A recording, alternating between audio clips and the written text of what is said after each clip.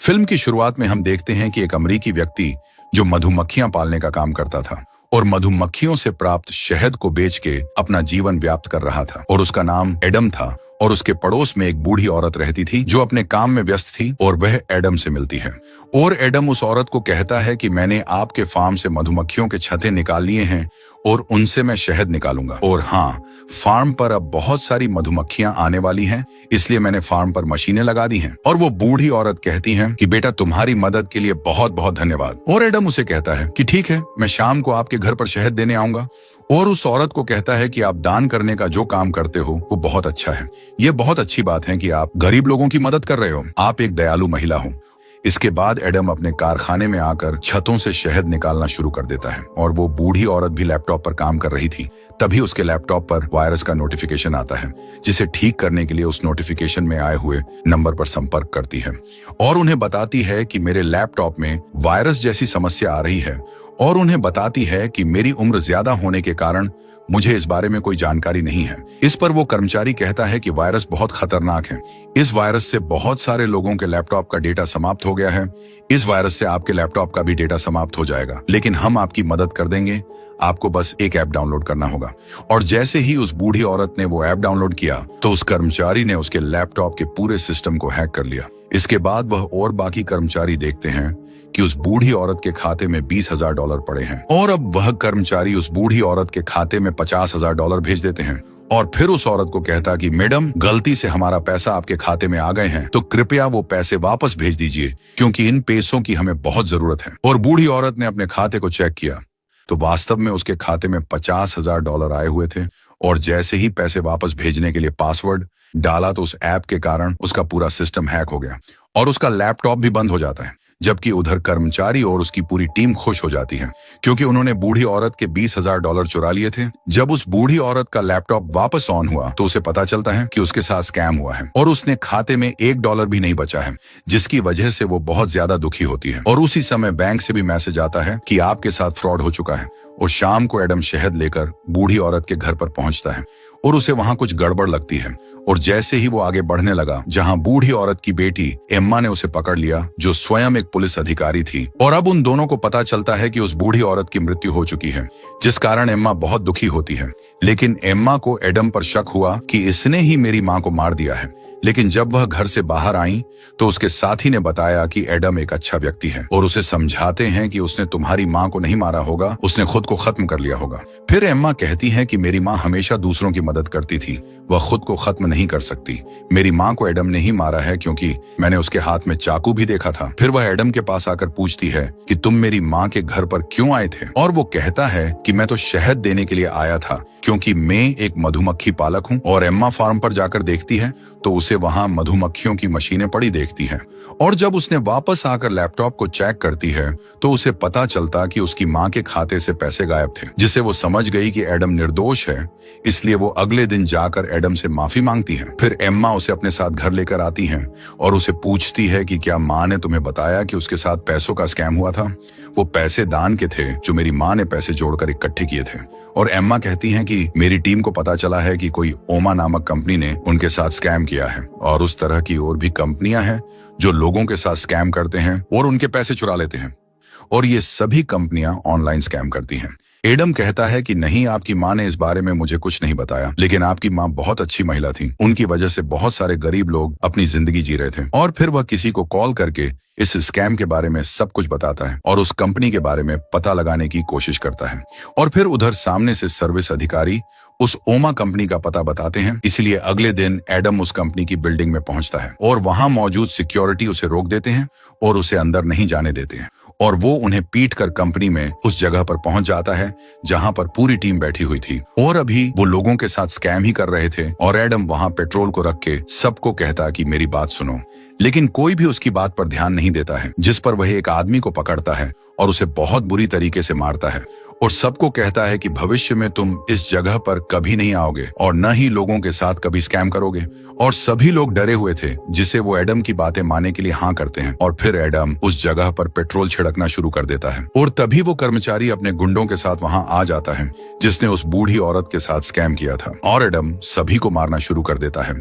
और फिर वो सभी जगह पर बम रख देता है और उस कर्मचारी को कहता है कि थोड़ी बहुत शर्म करो, क्योंकि तुम सभी निर्दोष लोगों के साथ स्कैम करते हो, लेकिन आज के बाद यहाँ ऐसा कुछ नहीं होगा। ये कहकर वो यहाँ से जाने लगता है, जिसके बाद वो कर्मचारी भी वहां से भागने लगता है और उसके जाते ही उस कंपनी में बम फटने लगते हैं। पूरी इमारत विस्फोटों की वजह से उड़ गई, जिसका मतलब था कि ये कंपनी अब नष्ट हो गई। और वो कर्मचारी अपने लीडर मैट को कॉल करके इस पूरी घटना के बारे में बताता है, जो इस कंपनी का एजेंट था। और इस पर वो मैट कहता है कि आखिर उसने हमारी कंपनी को क्यों नष्ट कर दिया। इस पर वो कर्मचारी बताता है कि वो बहुत खतरनाक आदमी था, मुझे लगता कि शायद हमने उसके साथ स्कैम किया जिसका बदला लेने के लिए आया होगा।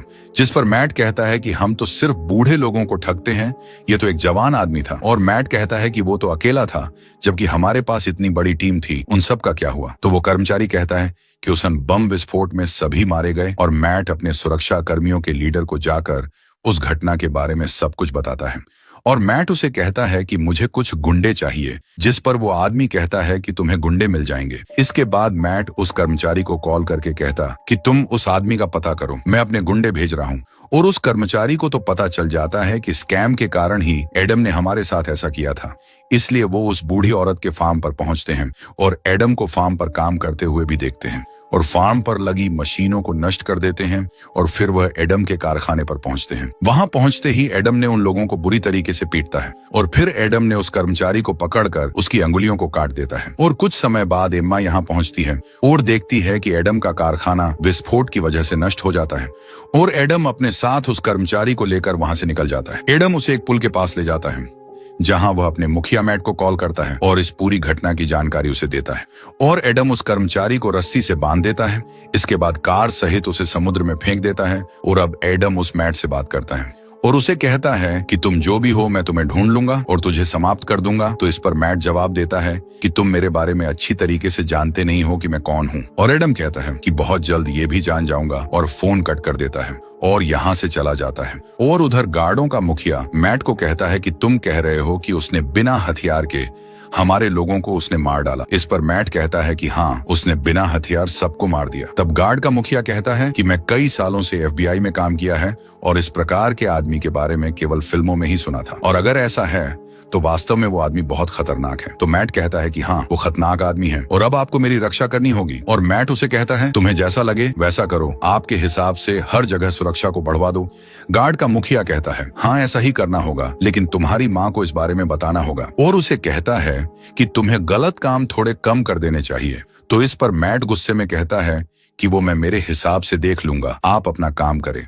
और वहां से दूर जाकर मैट की माँ को फोन करता है, जिस पर उसकी माँ कहती है कि तुम्हें मैंने अपने बेटे की रक्षा के लिए रखा है और उसकी छोटी मोटी गलतियों का तुम खुद ध्यान रखो। और फिर गार्डों का मुखिया अपने गुंडों के मुखिया को फोन करता है और उसे कहता है कि मुझे एक आदमी को मरवाना है, इसके लिए तुम सबसे खतरनाक गुंडे को भेज दो। और उधर एम्मा को समुद्र के पास उस कर्मचारी का शव मिलता है और उसने देखा कि उस कर्मचारी की अंगुलियां भी कटी हुई थी। और एडम को मारने का काम सबसे खतरनाक गुंडे को दिया जाता है और एडम कार में पेट्रोल भर रहा था। उसी समय वह किलर एक कार में बैठकर वहां पहुंच जाती है और एडम की कार को पीछे से टक्कर मारती है और फिर वह एडम पर गोलियां चलाती है, लेकिन एडम वहां से बच के गायब हो जाता है। वह किलर अपनी कार से मशीन गन निकालती है और चारों तरफ गोलियां चलाने लगती हैं।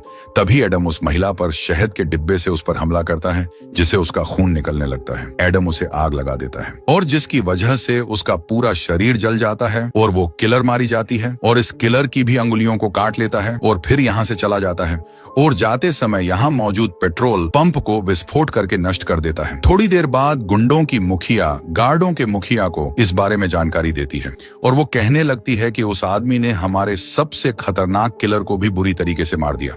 ये सुनकर गार्ड के मुखिया को तगड़ा झटका लगता है और उसने कहा, आप ये क्या कह रहे हो, ऐसा कैसे हो सकता है। फिर वह कहती हैं कि इस बारे में अब मुझे कुछ नहीं पता, अब आप खुद ही उसे संभाल लो। उधर एम्मा अपने साथियों के साथ पेट्रोल पंप की छानबीन करने आती है जो पूरी तरीके से नष्ट हो चुका था। एम्मा उसे कहती है कि कोई ऐसे ही खुले में हथियार लेके कैसे घूम सकता है, इसके बारे में हमें अपने से सीनियर अधिकारी से बात करनी होगी। उधर गार्डों का मुखिया अपने साथ बहुत सारे गुंडों को बुलाता है ताकि वह एडम को मार सके। गार्ड का मुखिया उन गुंडों को समझाता है कि अब की बार हमारा दुश्मन एक मधुमक्खी पालक है जो बड़ा खतरनाक है, उसे कैसे ही करके अब की बार खत्म करना होगा। एडम एक कारखाने में पहुंचता है और वहां पर उन कटी हुई अंगुलियों की मदद से दरवाजा खोलने का प्रयास करता है और उसने पहले ही इस बारे में सोच लिया था कि इस अंगुलियों का उपयोग कहाँ करना है। और वो अंदर पहुंचकर ओमा कंपनी के बारे में जानकारी प्राप्त करता है और इस ओमा कंपनी से जुड़ी हुई अन्य कंपनियों के बारे में भी जानकारी प्राप्त करता है और पूरी जानकारी लेने के बाद वो यहाँ से चला जाता है। उधर एम्मा और उनके साथी अपने सीनियर FBI अधिकारी के पास आते हैं। एम्मा उसे बताती है कि हमारे क्षेत्र में एक खतरनाक आदमी ने पूरी कंपनी तथा उसके पूरे कर्मचारियों को बर्बाद कर दिया है और भी उसने बहुत सारे लोगों को मारा है। इतना सब कुछ होने के बाद भी उसके बारे में हम कुछ भी पता नहीं लगा पा रहे हैं। अब वो ओमा कंपनी से जुड़ी अन्य कंपनियों को भी नष्ट करने का प्लान बना रहा है और मुझे लगता है कि वो बाकी कंपनियों का भी यही हाल करेगा, इसीलिए हमें कैसे ही करके उसे रोकना होगा। इसके लिए हमें कुछ और सिपाहियों की जरूरत पड़ेगी। एम्मा की इन बातों से सीनियर अधिकारी इसके लिए सहमत हो जाता है। ओमा कंपनी के नीचे काम करने वाली दूसरी कंपनी का सीनियर जो मैट का साथी था, लोगों को सिखा रहा था कि स्कैम कैसे किया जाता है, उसकी पूरी टीम काम करने में लगी हुई थी। तभी यहाँ पर तीसरी कंपनी का अधिकारी आता है और सबसे कहता है कि यह जगह हमें खाली करनी होगी क्योंकि यहाँ अब खतरा बढ़ता जा रहा है। लेकिन यहाँ के सीनियर ने ऐसा करने से साफ मना कर दिया तो एक अधिकारी उसे अपने साथ ले जाते हैं और उसकी बात मैट से करवाता है जो कहता है कि जल्दी से जल्दी वो जगह खाली कर दो। उधर सभी अधिकारी एडम को मारने के बारे में योजना बना रहे थे और तभी वहां एडम आता है और कहता कि आपने मेरी जानकारी के बारे में लिखा है कि मेरे वजन 80 किलोग्राम है जबकि मेरा असल में वजन तो 75 किलोग्राम है। ये सुनकर सारे अधिकारी चकित हो जाते हैं। वह जान गए कि जिस आदमी को हम ढूंढ रहे थे यही वो आदमी है। इसके बाद वह अधिकारी उसे पकड़ने का प्रयास करते हैं लेकिन वो किसी के भी काबू में नहीं आता है तथा सबको बुरी तरीके से पीटता है। लगभग सभी सिपाहियों को बेहोश कर दिया था। फिर वो ऊपर चला जाता है जहाँ मैट अपने कर्मचारियों के साथ यहाँ से भागने की तैयारी में थे। तभी यहाँ एडम पहुंच जाता है और कहता कि तुम लोगों के पास 5 मिनट हैं। अगर इस 5 मिनट के अंदर तुम यहाँ से नहीं निकले तो तुम सब मारे जाओगे। मैट का साथी कहता है कि कोई किधर ही नहीं जाएगा। नीचे एडम ने जिन सिपाहियों को मारा था उन सब को होश आ जाता है। फिर वो सब एडम को पकड़ने के लिए आ जाते हैं और उन्होंने एडम पर अंधाधुंध गोलियां चलानी शुरू कर दी। लेकिन एडम ने यहाँ अपना दिमाग लगाया और एक आदमी को पकड़ के अपने आगे खड़ा कर देता है। वो गोलियां उस आदमी को लग जाती है जिसे एडम बचकर वहां से भाग जाता है। फिर कुछ अधिकारी उसका पीछा करते हैं। एडम उन अधिकारियों को बुरी तरीके से मारता है। बाकी बचे हुए अधिकारी लिफ्ट में एडम को ढूंढते हैं और गोलियां भी चलाते हैं लेकिन एडम उन सब पर लिफ्ट फेंकता है जिसे वो सभी मारे जाते हैं। फिर वो मैट के साथी को बुरी तरह पीटना शुरू कर देता है और उसे कहता है कि तुमने बहुत सारे लोगों के साथ स्कैम करके बहुत पैसा कमाया है। अब मुझे यह बताओ कि तुम यह सब काम किसके लिए कर रहे हो। लेकिन वह कुछ भी नहीं बताता है जिसकी वजह से उसे और मारता है। फिर उसे बूढ़ी औरत की तस्वीर दिखाता है और उसे कहता है कि तुम लोगों ने इस महिला के साथ स्कैम किया था जिसकी वजह से इस महिला ने आत्महत्या कर ली। अगर अब तुम फिर भी नहीं बताओगे कि तुम किसके लिए काम कर रहे हो तो सबसे पहले तुम मारे जाओगे।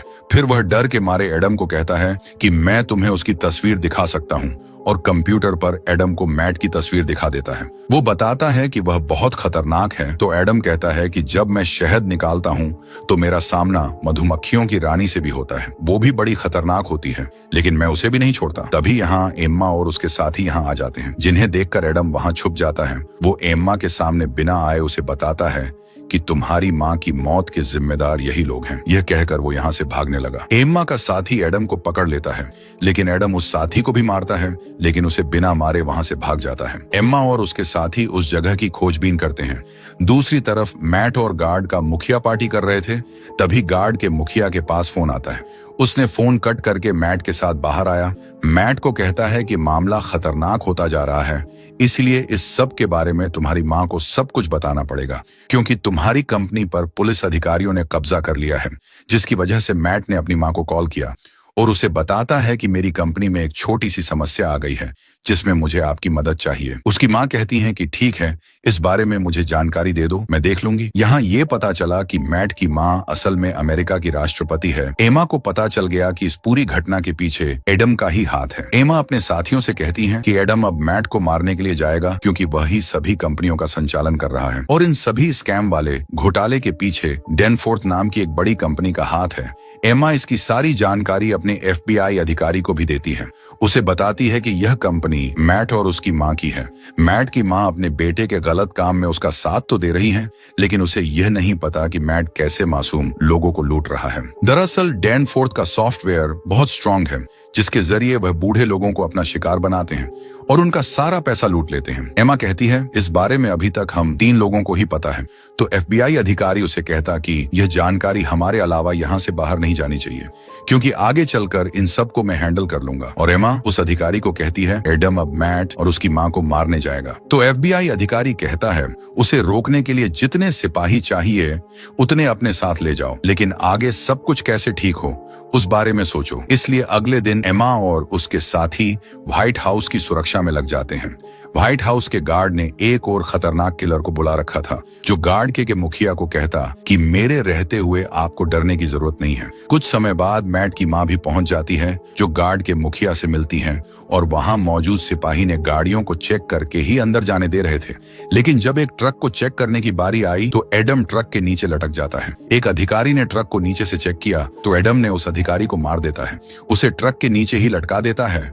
उस अधिकारी के कपड़े पहनकर बाकी गार्डों के साथ शामिल हो जाता है। फिर वो एक गाड़ी में बम रख देता है। गार्ड के कपड़ों को उतारकर पुनः अपना शूट पहन लेता है। फिर व्हाइट हाउस के अंदर चला जाता है, जहां पार्टी चल रही थी। यहाँ एडम की नजर गार्ड के मुखिया पर पड़ती है। तभी एमा भी एडम को देख लेती है। सारे अधिकारी उसे पकड़ने के लिए उसका पीछा करते हैं। उधर खतरनाक किलर भी अपने हाथ में गन लेके उसे पकड़ने के लिए निकल जाता है। एडम को पकड़ लेते हैं। उस किलर ने एडम पर बंदूक तान दी। उधर मैट की माँ मैट को अंदर लेकर जाती है। उसे पूछती है कि तुमने ऐसा क्या किया है जिसकी वजह से ये आदमी तुम्हारे पीछे पड़ा हुआ है, यहाँ हो क्या रहा है, इस बारे में मुझे बताओ। तभी वहाँ FBI अधिकारी भी आ जाता है और वह बताता है कि आपको कंपनी डैनफोर्थ के नीचे काम करने वाली सारी कंपनियां लोगों के साथ स्कैम करती हैं तथा उनके पैसे लूट लेती हैं। ये सुनकर मैट की माँ को बुरा लगता है। मैट से पूछती है कि बताओ, क्या ये सब कुछ सच है? क्या ये वो लुटे हुए पैसे ही जो तुम मुझे हर महीने भेजा करता था? इस पर मैट कहता है कि हाँ, यही सच है कि वो पैसे स्कैम से कमाए हुए थे। ये स्कैम करने वाली सभी कंपनियां अपनी डैनफोर्थ कंपनी के नीचे ही काम करती हैं, जिनको मैं ही हैंडल करता हूँ। उधर एडम ने जो कार में बम लगाया था उसे फोड़ देता है।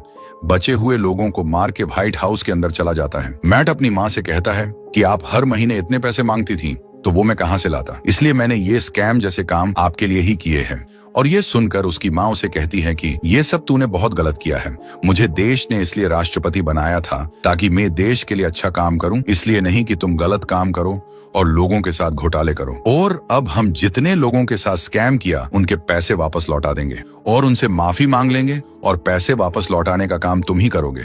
इसके बाद देश मुझे जो सजा देगा उसके लिए मैं तैयार हूँ। इस पर मैट कहता है कि मैं ऐसा कभी नहीं करूंगा। उधर एडम लोगों को मारते हुए आगे बढ़ रहा था और तभी वहां वो खतरनाक किलर आ गया, जो एडम को पकड़ लेता है और एडम को खूब पीटता है। पर एडम भी तो किसी से कम नहीं था। अब एडम पलटकर उस किलर पर हमला करता है, उसे बुरी तरह से मारता है, जिसके कारण उसकी मौत हो जाती है। आगे बढ़कर मैन ऑफिस को खोलता है। तभी गार्ड का मुखिया आकर उसे ऐसा नहीं करने के लिए कहता है। उसे समझाता है कि तुम्हारी जान को भी खतरा हो सकता है। एडम उसे कहता है कि मुझे मौत का डर नहीं लगता है और मुझे तो मौत से प्यार है, तुम्हें भी मौत से प्यार करना चाहिए। और एडम उसके हाथ को तोड़ देता है और अंदर मैट काफी घबराया हुआ था।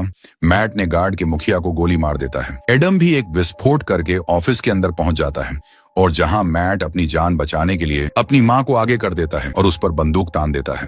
तभी यहाँ एमा और उसके साथी भी यहाँ पहुंच जाते हैं। एडम ने सही निशाना लगा के मैट के सिर पर गोली मार दी। ये करने के बाद वो खिड़की से कूद जाता है। एमा ने उसे देख लिया, उस पर बंदूक तान दी और एडम ने भी उसे देख लिया, लेकिन फिर अपनी बंदूक नीचे कर लेती है। एडम यहाँ से भाग जाता है। एडम समुन्दर के पास आकर अपना स्विमिंग सूट पहनता है।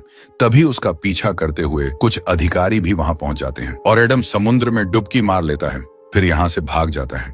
और इसी सस्पेंस के साथ ये मूवी समाप्त होती है।